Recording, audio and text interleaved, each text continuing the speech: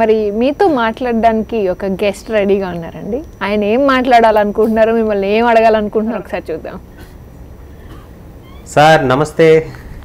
హే Dashrath sir, మీకు గుర్తుందో లేదో, నేను మిమ్మల్ని ఫస్ట్ టైం కలిసింది శుభయోగ సినిమా షూటింగ్లో. నేను దానికి డైలాగ్ రైటర్గా పనిచేస్తూ ఉంటుంటే మీరు అప్పుడు తేజ గారిని కలవడానికి వచ్చారు.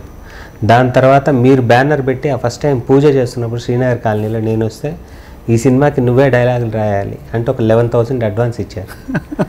ఆ తర్వాత నేను సంతోషం సినిమా అయిపోయాక మీది దిల్ సినిమాకి నేనే వచ్చి క్లాప్ కొట్టడం జరిగింది. తర్వాత మీరు ఈరోజు మేమందరం గర్వపడి ఈ బ్యానర్లో ఎప్పుడు మళ్ళీ సినిమా చేస్తామని అంత పెద్దవాళ్ళు అయిపోయారు. And very happy sir. Raj గారిలో నాకు బాగా నచ్చేది ఏంటంటే ఆయన ఓపిక.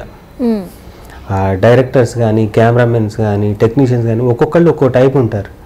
బట్ వాళ్ళందరి బలాలని బలహీనతలను ఆయన అర్థం చేసుకొని వీళ్ళకి ఎలాంటి సపోర్ట్ ఇస్తే సినిమా బెటర్గా వస్తుందని అనేది ముందు ఆయన బ్రెయిన్లో ఫిక్స్ అయ్యి నెమ్మదిగా అలాంటి బలాలన్నీ చేస్తూ ఓపిక్గా స్క్రిప్ట్ విషయంలో నాకు తెలిసి ఇంత టైం తీసుకునే వాళ్ళని ఎక్కడ చూడలే.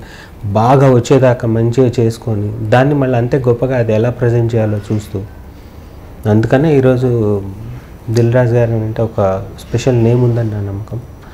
And best wishes sir. మీరు నాకు కథ కూడా తెలుసు, షూర్ షాట్గా చాలా మంచి సినిమా అవబోతూ ఉంది శతమానం భవతి. మీరు ఎంతో ఇష్టపడి ప్రేమిస్తూ చేస్తున్న సినిమా, అది కూడా 2017లో ఒక బ్లాక్ బస్టర్లా అయ్యి నెక్స్ట్ రిలీజ్ అయ్యే సినిమాలకు అది ఓ మంచి బిగినింగ్ అవ్వాలని మనస్ఫూర్తిగా కోరుకుంటూ మీ దశరథ్.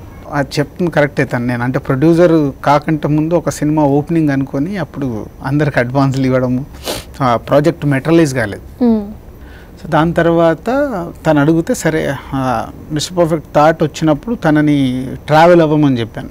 నా ఐడియా దశరథ్. సో నేను కేరళ వెళ్తున్నాను, నైట్ అక్కడ కొచ్చిలో స్టే చేస్తాను, మరి నాతో వస్తావంటే is came with me. So ఫ్లైట్లో ఇద్దరం వెళ్ళాము. ఫ్లైట్లో ఐడియా చెప్పాను, బాగుంది సార్ అన్నాడు. నైట్ అంతా వర్క్ చేసి మార్నింగ్ నాకు చిన్న ప్రజెంటేషన్ చేశాడు, ఈ కథ ఇలా వెళ్ళొచ్చు ఇలా అది నచ్చింది నాకు. సో ఇక అక్కడి నుంచి ఓపికగా స్క్రిప్ట్, తర్వాత షూటింగ్కి వెళ్ళాక మళ్ళీ ఓపికగా చూసుకుంటూ సినిమాని పక్కా వచ్చే వరకు చేసాం.